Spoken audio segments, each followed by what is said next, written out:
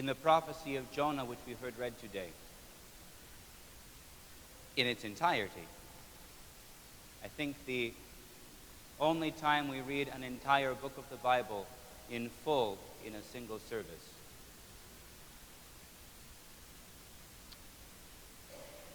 The reason that we read the book of Jonah as we usually think is for the sign of Jonah, the 3 days that Jonah spent in the belly of the sea beast before he was returned to the land and sent on his way. But we do not read only this portion. We read the entirety of it. We read how he finally went to the great city of Nineveh, full of evildoers, full of wickedness, full of sin. And he preached that the Lord was bringing judgment. And they repented. They declared a fast. They clothed themselves in sackcloth. And it struck me this time. They even said, the animals will fast. Every living thing will not eat. And we will see if God will spare us. And it came to pass that God showed mercy. And then Jonah threw a tantrum. He went out into the desert. He sat down and to watch, just to see if God would destroy Nineveh, because he hated that city. He hated the people in it. They had troubled his nation for centuries. He wanted to see the city destroyed. And God says to him, how could I not show mercy to them? You have compassion on a plant that springs up. You're mad when it dies. Of course, it was giving him shade in the desert. How can you not show mercy? Now that's the story. And it kind of ends. Jonah doesn't give a response.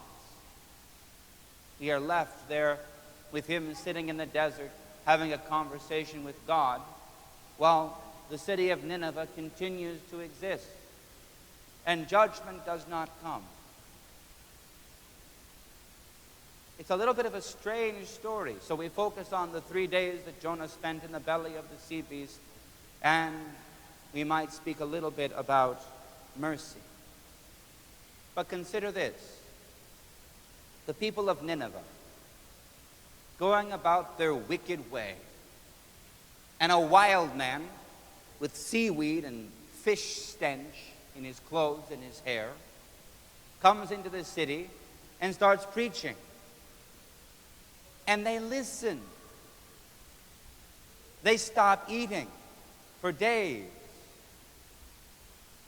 They believe him. They are afraid. They are in awe. They take heed. And then the smelly prophet goes off into the desert and nothing happens.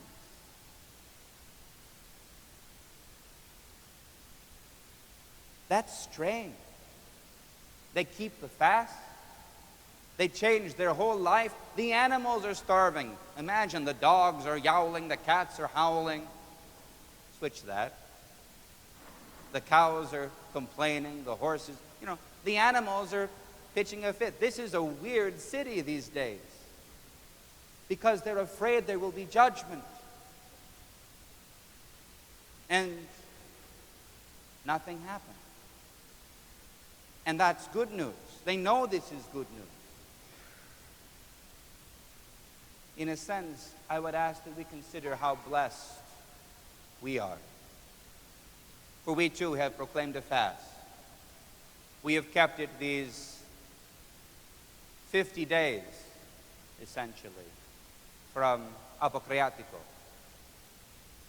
We have watched and waited.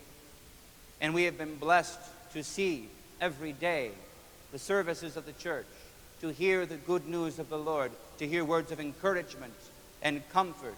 And on this day, we are blessed to see the tokens of the Lord's victory over death, the signs and symbols of his triumph over all of our enemies, of his great and manifold mercy that he shows to us. We are not left wondering what has happened and what will happen. We have been blessed to see and to hear and to understand that God has come to us and has abolished the power of death. And that even now, though we die, death has been transformed for us. It becomes for us the entrance into everlasting life. As our body sleeps, waiting for the resurrection, our soul resides with all the saints in the place of the dead, which was once dark and gloomy and bound by all the powers of hell, and now has become even paradise itself. Death has become for us a gift of peace, of patient waiting for the final joy that will be revealed in us. We have been blessed to see the salvation of God. But sometimes I think we would almost prefer the lot of the Ninevites. We like to have an impressively dirty prophet come in and tell us how we should change. And in our minds and hearts, our psychology, we sometimes do better with a distant fear that compels us to change how we live and how we act. We struggle with knowledge. We rejoice in the good news of the gospel, but we struggle to live in this joy. Do we not?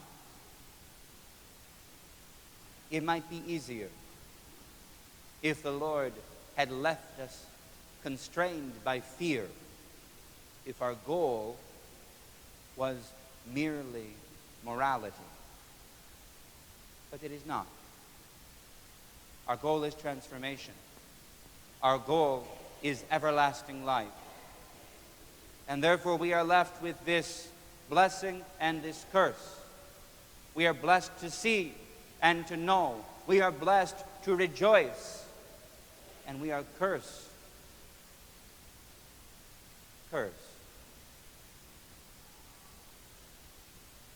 With a joy that, having tasted, we have not possessed in full. We still wait for the final revelation. In that we are not unlike the Ninevites. Next year we will again fast and rejoice, and fast and rejoice the year after, and fast and rejoice every year of our lives until we die. But in all of this we learn to look beyond the mundane, the everyday, the regular realities of life. We learn to look beyond to Christ, who today delivers us from death and sin and calls us to everlasting life. Today we understand our life is not bound up in these temporal things. Our life is hid with Christ in God. Therefore we rejoice greatly. Therefore we also wait patiently. Therefore we learn to watch for the coming of the Lord.